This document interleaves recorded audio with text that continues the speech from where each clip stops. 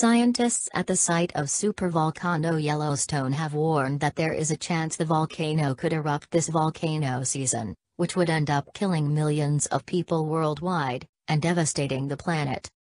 The scientists have warned that instances of volcanic eruptions are their highest for 300 years at the moment, and there is a 10% chance of Yellowstone erupting this year.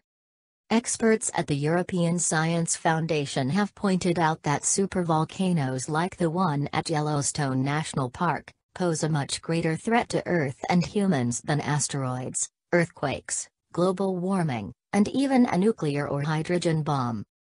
There are few real contingency plans in place to deal with the ticking time bomb, which they conclude is likely to go off within the next 80 years.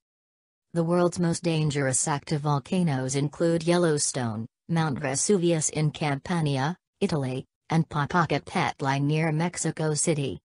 If any of the other massive volcanic peaks suffered a major eruption, the team said millions of people would die and Earth's atmosphere would be poisoned with ash and other toxins beyond the imagination of anything man's activity and global warming could do over 1,000 years. The chance of such an eruption happening at one of the major volcanoes within 80 years is put at 5 to 10% by the experts. There are already fears that Yellowstone could blow any time within the next 70 years on a scale that would wipe out the western USA and affect the course of global history. The report, Extreme Geohazards, Reducing the Disaster Risk and Increasing Resilience, warns global governments' preparations for such happenings are virtually non-existent.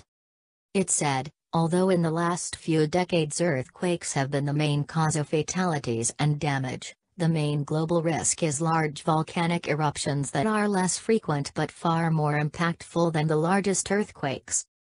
Due to their far-reaching effects on climate, food security, transportation, and supply chains, these events have the potential to trigger global disaster and catastrophe. The cost of response and the ability to respond to these events is beyond the financial and political capabilities of any individual country.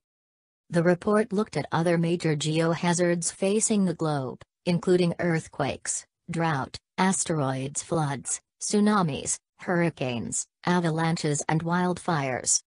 Large earthquakes and tsunamis have happened more in the last 2,000 years, meaning there was better preparedness. The report concluded, volcanic eruptions can have more severe impacts through atmospheric and climate effects and can lead to drastic problems in food and water security, as emphasized by the widespread famine and diseases that were rampant after the Lucky 1783 and Tambora 1815 eruptions. Hence, extreme volcanic eruptions pose a higher associated risk than all other natural hazards with similar recurrence periods, including asteroid impacts.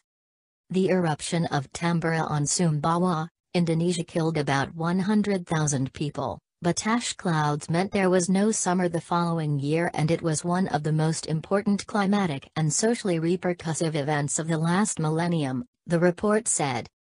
The earlier Icelandic event killed close to 10,000 instantly, but the long-term effects wiped out 25% of the population and were felt across the planet.